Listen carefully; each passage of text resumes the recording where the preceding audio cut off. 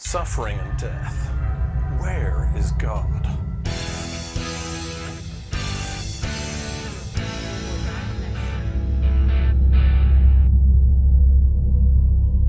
It may be Corona, or it may be something else, but suffering and death are attacking us from every side, all the time. Strangers, friends, neighbors, family, you and I, suffering and death gets us all eventually. We're powerless against our cruel enemy. There's nothing we can do to defeat it. We may minimize the suffering to some degree on occasions, but eventually, in the end, it gets us. You're born in pain, you suffer, you die. Now maybe you're asking yourself, what's the point? Maybe you shake your fist and you say, where is God in all of this? How can such cruelty be allowed if there's a God there who's good and who's in charge? But what have we done with God? We've put him out. We've got rid of him. We put him on the shelf, we stick him in the attic, we put him in a hole in the ground, we got rid of him. God is not in our schools. We put him out of our universities. He's out of the media. He's excluded from the healthcare, from science, from philosophy. He's excluded from government, from the court system, from everything. We've put God out. Where is God? Well, just think about it for a minute. We've rejected God. One of the favorite quotes of our age is from Nietzsche. God is dead. And people rejoice. And yet still, when the suffering and the death occurs, people say, well, where is God? Where is God? Let me ask you this. What would it take for you to believe that God exists? If God were to tap you on the shoulder or write something in the sky, would you believe then?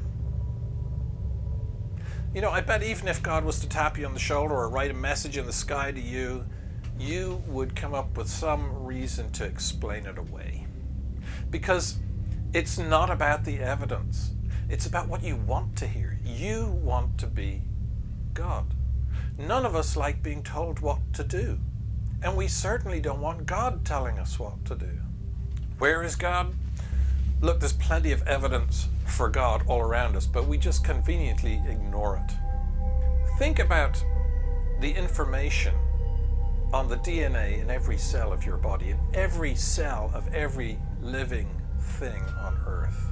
The complex information in DNA that is in every living thing could not occur by chance. Just random chance. It just happened. No.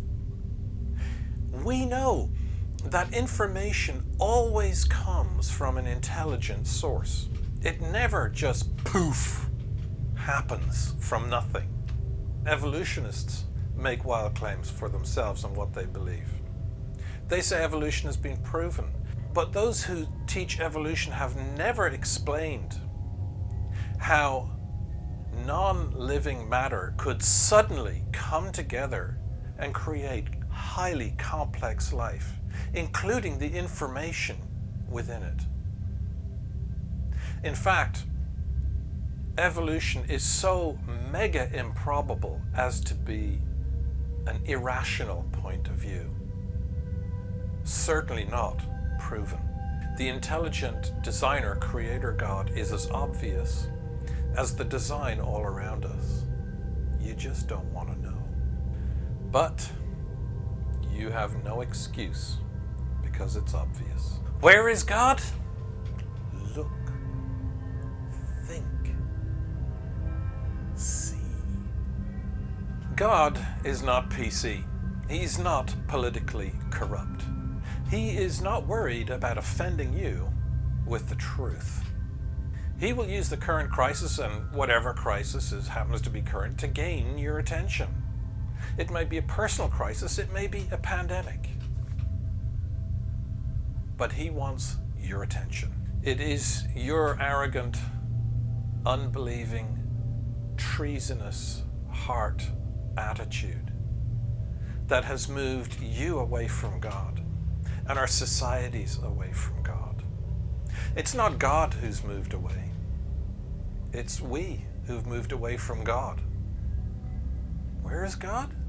Judgment is coming. You won't escape. Traitors suffer and die. And yet, interestingly enough, God does not delight in the death of his enemies. You and I might rub our hands with glee when we see our enemies suffer and struggle. But God doesn't. He actually loves his enemies. There is hope for us. 2,000 years ago, the Creator God became one of us in the person of Jesus. And he walked this earth and he lived this earth and he suffered and he died. He knows all about it. And he said, love your enemies. Now, we find it hard to love our neighbor. We struggle with that. But he said, love your enemies. And he didn't just say it, he demonstrated it. The penalty for our treachery is death. And Jesus went to the cross and he died there for his enemies.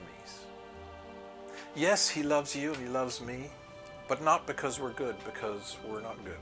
We are all enemies of God when we start out.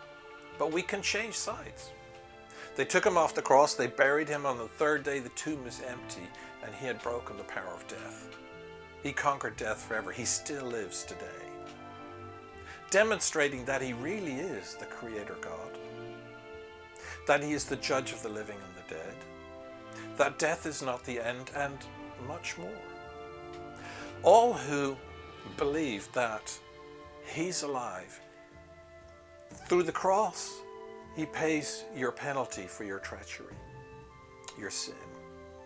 Through his resurrection, he credits everyone who turns to him as king, who trusts in him.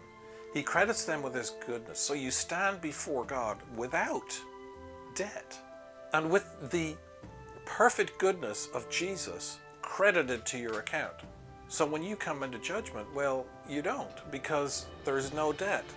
And you stand in the perfect goodness of Jesus. Yippee, that's good news. And it's not the end of it. Because God does not just leave you there to sort it out. He puts His Spirit in you and gives you a new life, a new beginning, a new hope, certainty for the future, because it no longer depends on you. I know when I kick the bucket, I'm going to be with Jesus. Do I deserve that? No, I deserve to go to the barbecue. But that's not where I'm going. I'm going to be with Him because He has given it to me. And if He can give it to me, He can give it to anyone. He can give it to you, no bother. Where is God? Look, He's right there. He's waiting with open arms and love and wants you to come to Him. But you've got to come to Him on His terms. And they are that you trust Him and that you surrender unconditionally. And let Him be Lord, be King of your life. Sadly, about 150,000 people die in our world every day. Not everyone dies from cancer, not everyone dies from COVID-19 or whatever's going, but all of us die. Life is short, and eternity is too long to spend in isolation on the great barbecue of hell. Turn to Jesus and bow before Him as your King while you still have the opportunity. There is no second chance for traitors. God bless you. I wish you a wonderful life and a brilliant eternity. Bye.